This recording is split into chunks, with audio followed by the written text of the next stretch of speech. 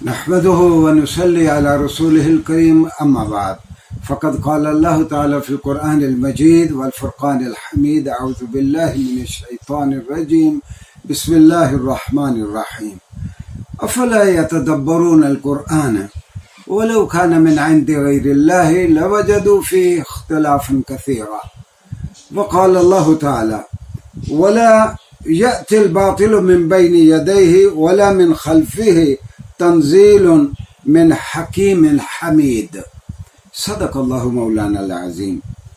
ناظرین گرامی، 5 منٹ قرآن کریم کے ساتھ آج ہمارا موضوع ہے کہ ہم قرآن کریم کو کیوں ڈیوائن اور خدا کی جانب سے اتاری ہوئی کتاب کہتے ہیں، اور اس کتاب عزیز کا الوہی حیثیت اس کی کیا ہے۔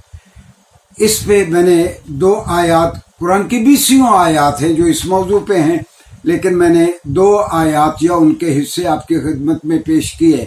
پہلی آیت میں نے سورہ نساء کی آیت نمبر 82 ہے کہ اللہ نے فرمایا یہ لوگ قرآن پہ کیوں غور نہیں کرتے، اگر قرآن اللہ کے علاوہ کسی اور کا کلام ہوتا تو اس میں جا بجا آپ کو تضادات مل جاتے۔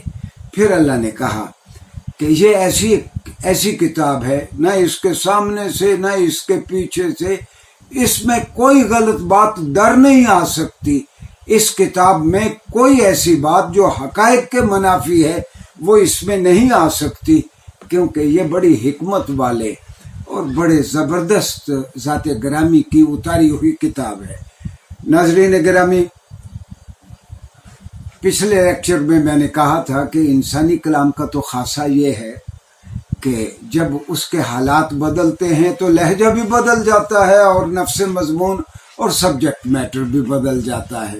میں نے عرض کیا تھا کہ قرآن کریم کے اس امتیاز کو سمجھنا ہو تو ایک نظر اس طرح دیکھ لیں کہ قرآن کریم 86 صورتیں ہجرت سے پہلے اور 28 صورتیں وہ ہجرت کے بعد اتری۔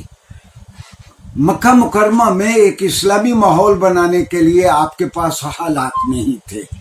مکہ مکرمہ میں مسلمانوں پہ جو کوارشن اور جو مسلمانوں پہ سختیاں تھیں وہ ناقابل بیان ہیں، حتیٰ کہ 3 سال تک شیب ابی طالب میں رسول اللہ صلی اللہ علیہ وسلم اور آپ کے ساتھی محصور رہے۔ آپ سوشل بائیکاٹ کا شکار رہے، نہ آپ تک چیزوں کی رسد پہنچنے دیتے تھے، نہ لوگوں سے آپ کے رابطے ہونے دیتے تھے۔ گویا محصور ہونے کی ایک کیفیت تھی ہجرت سے پہلے 3 سال شیب ابی طالب میں، اور انہی 3 سالوں میں ایک سال کو عام الحزن کہتے ہیں، جس سال حضرت ابو طالب کا انتقال ہو گیا اور حضرت خدیجہ رضی اللہ عنہا کا انتقال ہوا۔ اس سال کو عام الحزن یعنی غم کا سال کہا جاتا ہے۔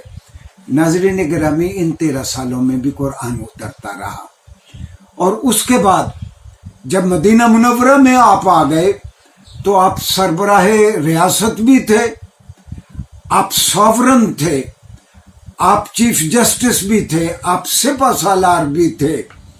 اگر یہ انسانی کلام ہوتا تو کہیں تو ذاتی حالات کی جھلک قرآن کریم میں آپ کو نظر آتی، یعنی مکی آیات میں بچپن سے آپ کے ساتھ رہنے والے کئی لوگ جو آپ کو جانتے تھے ان کا شکوہ ہوتا، فلک کوہن کا شکوہ ہوتا، لوگوں کی بے انصافیوں کا تذکرہ براہ راست اپنی ذات کے حوالے سے ہوتا، اور مدنی زندگی میں کہیں بڑے بول ہوتے۔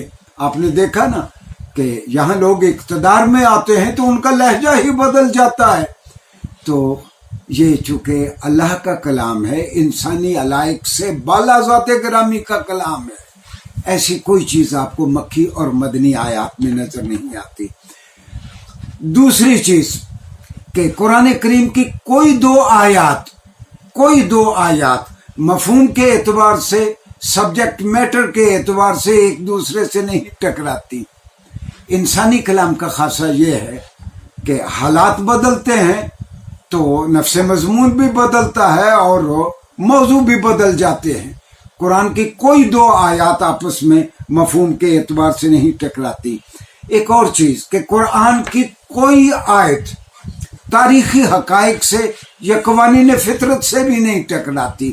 तारीखी हकाइक से मैं सिर्फ एक चीज की जानिब इशारा करूंगा, बाद में इसका तज़किरा करेंगे। कुरान ने कहा क़ालतिल यहूद उज़ैर इब्नुल्लाह, यहूदी कहते हैं कि उज़ैर अल्लाह के बेटे हैं। अच्छा, यहूदियों ने मुसलमानों का नातका बंद किया हुआ था कि न तौरात में है कि यहूद हजरत उज़ैर को अल्लाह का बेटा कहते हैं, न ये इस बाइबल में है। अभी कुछ साल पहले 1956 के करीब जो हमें डेड सी स्क्रोल से एक किताब मिली, 100 ईस्वी से लेकर 150 ईस्वी के दरमियान, वो किसी ईसाई स्कॉलर की किताब है। वो उस वक्त कहता है हजरत ईसा से तकरीबन 100 साल बाद कि ये यहूदी बड़े ही जालिम हैं, ये कहते हैं कि हजरत उज़ैर अल्लाह के बेटे हैं। ये कितना बड़ा कुफ्र कर रहे हैं। यानी अब आके 1400 साल के बाद ये बात साबित हुई।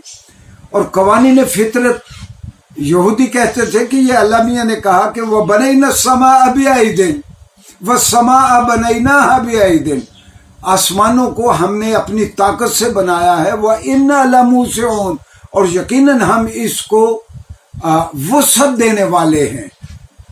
अब बिग बैंग के बाद अब लोगों को पता चला कि आसमान मुख्तलिफ हुदूद में स्काइज जो हैं वो फैलते जा रहे हैं।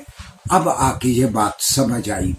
हकीकत यह है कि कुरान 200 साल के लिए या 100 साल के लिए नहीं उतरा।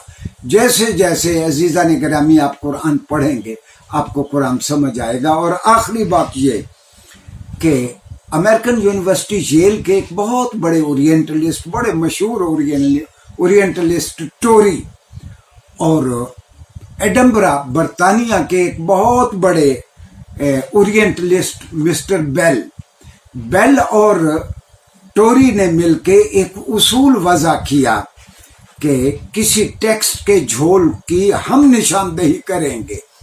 और उन्होंने अपना जो उसूल propound किया, जो उन्होंने नजरिया वज़ा किया, उसका उन्होंने नाम रखा the principle of higher criticism. यानी हम एक टेक्स्ट के झोल आपको, टेक्स्ट की कमजोरियां आपको बता सकते हैं। उर्दू में हम इसे कह सकते हैं उसूल इंतकादे आला। और टोरी और बेल ने ये उसूल कुरान पे लागू किया। कुरान की 2 आयात को भी वो एक दूसरे के सामने खड़ा हुआ साबित नहीं कर सके।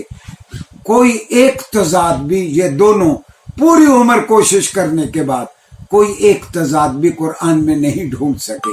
नाज़रीन गिरामी, इंशाअल्लाह आइंदा लेक्चर में हम जायजा लेंगे कुरान के किसी और एस्पेक्ट का। शुक्रिया जी।